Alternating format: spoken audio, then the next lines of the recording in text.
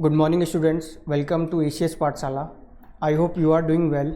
आज के टॉपिक को स्टार्ट करने से पहले मैं आपसे एक सिंपल क्वेश्चन पूछता हूँ कि कभी आपने किसी बॉल को फ्लोर पे रोल कराया है तो आपने ऑब्जर्व किया होगा कि जो बॉल है कुछ टाइम बाद स्लो होते होते एक पॉइंट पे आके स्टॉप हो जाती है।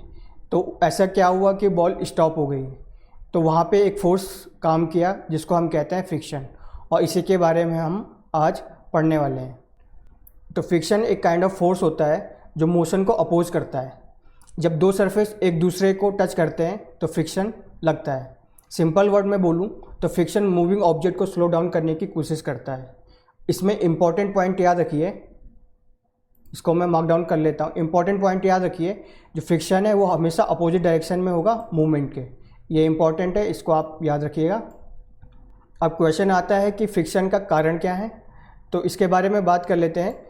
जब भी हम कोई सरफेस देखते हैं तो वो हमको स्मूथ लगता है, लेकिन एक्चुअल में वो स्मूथ नहीं होता है। आप इस एनिमेशन में देखिए, कोई भी जो सरफेस होगा उसमें छोटे से टीनी बम्प्स होंगे या इरेगुलरिटीज़ होगी। तो इसके वजह से जब भी कोई दूसरा सरफेस उसको टच करेगा तो उनके बीच में एक काइंड ऑफ फ्रिक्शन फोर्स पैदा होगा और जो फोर्स मूवमेंट को अपोज करेगा। यहाँ पे की पॉइंट याद रखिएगा, more roughness equal to more friction और less roughness equal to less friction. Means roughness जितनी ज़्यादा होगी फ्रिक्शन उतना ही ज़्यादा होगा, और रफनेस जितनी कम होगी फ्रिक्शन उतना ही कम होगा। अब देखते हैं कि फ्रिक्शन का हम डेली लाइफ में कहाँ कहाँ यूज करते हैं। तो इसका जो फर्स्ट एग्जांपल मैंने यहाँ पे लिया है वो लिया है वॉकिंग। तो वॉकिंग के टाइम पे जो भी हम वॉक कर पाते हैं, ईजिली वॉक कर पाते हैं, वो बिकॉज ऑफ फ्रिक्शन होता है। इसका एक एक्टिविटी आप घर पे भी कर सकते हैं। कहीं पे सैंड पड़ा हो तो सैंड पे आप वॉक करने की कोशिश करेंगे तो आप देखेंगे कि आप वहाँ पे इजीली वॉक नहीं कर पाएंगे because of less friction.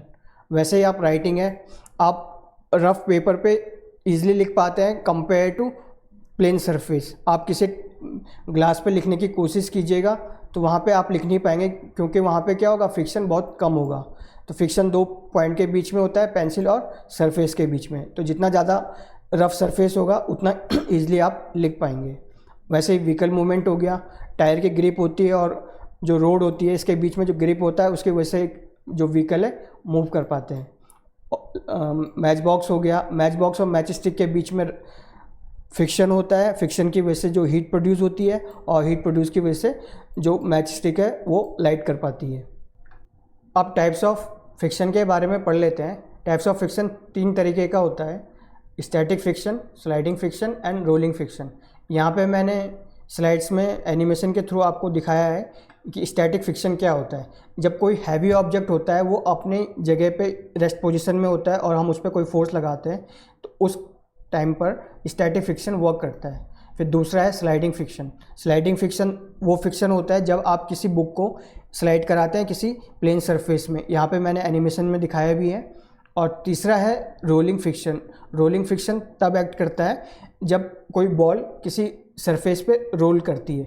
Ball हो या एक सर्कुलर कुछ भी ऑब्जेक्ट होगा वो रोल करेगा किसी सरफेस पे, वो रोलिंग फ्रिक्शन होगा। इसका एग्जांपल बाईसाइकिल्स के व्हील हो गए, कार के व्हील्स हो गए, ये रोलिंग फ्रिक्शंस के एग्जांपल्स हैं। तो इसमें इंपॉर्टेंट पॉइंट ये याद रखिएगा, जो रोलिंग फ्रिक्शन होता है उसमें फ्रिक्शन बहुत कम लगता है कंपेयर टू स्लाइडिंग फ्रिक्शन के। अब बात कर लेते हैं advantage and disadvantage of friction के।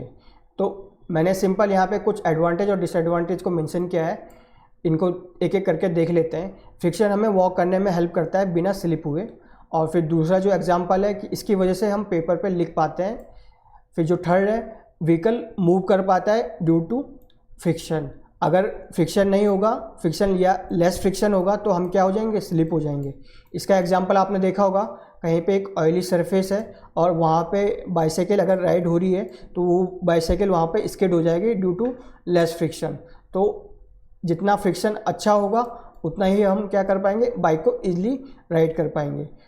फिर जो नेक्स्ट एडवांटेज है इसका, जो मैच स्टिक्स हैं इनको लाइट अप करने के लिए भी हम फ्रिक्शन का यूज़ करते हैं। जब मैच स्टिक और मैच बॉक्स को आपस में रगड़ते हैं तो हीट प्रोड्यूस होती है और वही हीट हमको लाइट एनर्जी में मिल जाती है। अब बात करते हैं इसके डिसएडवांटेज की। मैंने आपको यहाँ पे बताया कि जब हम दो सरफेस को आपस में फ्रिक्शन होता है तो हीट प्रोड्यूस होती है, तो उस हीट की वजह से जो मशीन्स के पार्ट्स हैं वो क्या हो जाते हैं, वियर एंड टियर हो जाते हैं। और हीट प्रोड्यूस होती है तो उस हीट से हमारी काफ़ी लॉसेज हो जाते हैं, एनर्जी लॉसेज भी हो जाता है। फिर ये फ्रिक्शन जितना ज़्यादा होगा उतना ही हमारा जो ऑब्जेक्ट है या मूविंग ऑब्जेक्ट है वो स्लो डाउन हो जाएगा। इसका एक एग्जांपल आप ले सकते हैं, आपने देखा होगा सीलिंग फ़ैन की अगर ऑयलिंग अगर प्रॉपर नहीं की जाए तो उसमें क्या हो जाता है, आवाज़ करने लग जाता है और वो स्लो डाउन हो जाता है और उसकी इफ़िशियंसी भी कम हो जाती है। इफ़िशियंसी का मीन्स है कि उसकी जो कैपेबिलिटी है उसके कंपेयर में वो काम कितना अच्छा कर पा रहा है। फ्रिक्शन जितना ज़्यादा होगा तो उसकी इफ़िशियंसी कम हो जाएगी, यानी उसकी जो कंपेरेबिलिटी है उतनी ही कम हो जाएगी। अब कहीं पे हम फ्रिक्शन को बढ़ा रहे हैं और कहीं पे फ्रिक्शन को कम कर रहे हैं, तो अब देख लेते हैं कि फ्रिक्शन को हम कंट्रोल कैसे कर सकते हैं। तो पहली बात है कि अगर फ्रिक्शन को हमको बढ़ाना है तो हमको पहले जो फर्स्ट नंबर पे है वो है रफ़ सरफेस जितना ही रफ़ होगा उतना ही फ्रिक्शन ज़्यादा हो जाएगा। फिर दूसरा है टायर के ग्रूव्स, और जो सरफेस है अगर टायर्स में ग्रूव्स होंगे तो ईजिली ग्रिप कर पाएंगे और हमारा जो व्हीकल है वो अच्छे से मूव कर पाएगा। फिर जो थर्ड नंबर पे है वो है हमारा रबर ग्रिप का एग्जांपल आप ये भी देख सकते हैं, जो बैट्समैन होता है उनका जो बैट होता है, बैट के हैंडल में रबर की ग्रिप लगी होती है जिससे ग्रिप अच्छी बनती है और शॉट अच्छे लग पाती है। फिर टेक्सचर शू सोल हो गया, जो शू का सोल होता है इसमें भी ग्रूव्स बने हुए होते हैं जो ग्रिप करते हैं और हमको चलने में मदद करते हैं। अब बात करते हैं कि फ्रिक्शन को हम कम कैसे कर सकते हैं। फ्रिक्शन कम हम जनरली मशीन्स में करते हैं, जनरल इलेक्ट्रिकल और मैकेनिकल जो भी मशीन्स होती है उसमें हम फ्रिक्शन को कम करते हैं। इसमें जो फर्स्ट है वो हम ऑयलिंग और ग्रीसिंग का यूज़ करते हैं, फिर हम बॉल बेयरिंग का यूज़ करते हैं और व्हील्स का यूज़ करते हैं। बॉल बेयरिंग और बॉल्स का यूज़ आपने देखा भी होगा, आपका जो टेबल फैंस हो गया, आपका सीलिंग फ़ैन हो गया, आपकी बाईसाइकिल्स हो गई, इन सब में बियरिंग्स का यूज किया जाता है। और फिर फ्रिक्शन को कम करने के लिए हम सरफेस को पॉलिश करते हैं। सरफेस जितना क्लीन होगा उतना ही फ्रिक्शन कम हो जाएगा।